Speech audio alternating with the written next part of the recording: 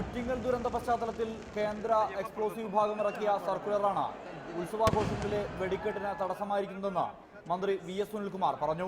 സർക്കുലറിന്റെ തുടർച്ചയായി പഠനം നടത്താനെത്തിയ കേന്ദ്ര സംഘം റിപ്പോർട്ട് ഇതുവരെ പുറത്തുവിട്ടിട്ടില്ല. വെടിക്കെട്ട് വിഷയത്തിൽ സംസ്ഥാന സർക്കാരിനെതിരെ സമരം നടത്തുന്ന BJP വർഗീയ മുതലെടുപ്പിനാണ് ശ്രമിക്കുന്നത്. സംസ്ഥാന സർക്കാരിന്റെ നിലപാട് ഉത്സവാഘോഷങ്ങൾ ആചാരങ്ങളോടെ അപകടരഹിതമായി നടക്കണമെന്നാണെന്നും മന്ത്രി പറഞ്ഞു.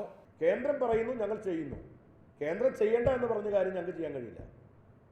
അപ്പോൾ അതുകൊണ്ട് BJP നേതാക്കന്മാർ സമരം ഉദ്ഘാടനം ചെയ്യുമ്പോൾ ആദ്യം മറുപടി പറയേണ്ടത് ഇതിനെ വർഗീയവൽക്കരിക്കാനും രാഷ്ട്രീയവൽക്കരിക്കാനും ഇടതുപക്ഷ ഗവൺമെന്റിന് എതിരാക്കി മാറ്റാനും ചില ശ്രമങ്ങൾ ഇവിടെ നടക്കുന്നുണ്ട്.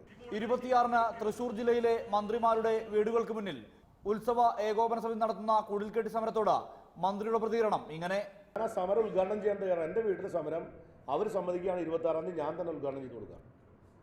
കാരണം എന്താണെന്ന് വെച്ചാൽ BJP മന്ത്രിമാർ ഇല്ലല്ലോ ഇവിടെ. പിന്നെ BJP മന്ത്രിമാർ വീട്ടിലേക്ക് പോകാൻ പറ്റാത്തതുകൊണ്ട് ഒരുപക്ഷെ അവർ സ്റ്റേറ്റ് മന്ത്രിമാരുടെ മുമ്പിൽ സമരം നടത്തിയാലെങ്കിലും ഇത് നടക്കട്ടെ എന്ന നല്ല ചിന്തയോട് കൂടിയിട്ടാണ് അവർ വരുന്നതെന്ന് എനിക്കറിയാം. VS Sunilkumar, AC മൊയ്തീനോ, C Ravindranathan മാഷോ ഇവിടുത്തെ ഏതെങ്കിലും പൂരത്തിനെതിരായിട്ട് നിന്നതായിട്ട് ഏതെങ്കിലും ഒരു പൂര കമ്മിറ്റിക്കാർക്കോ BJPക്കാർക്കോ വിശ്വഹിന്ദുപക്ഷത്തുകാർക്കോ പറയാൻ പറ്റുമോ? അതേസമയം സമരവുമായി മുന്നോട്ട് പോകാനാണ് ഉത്സവ ഏകോപന സമിതിയുടെ തീരുമാനം.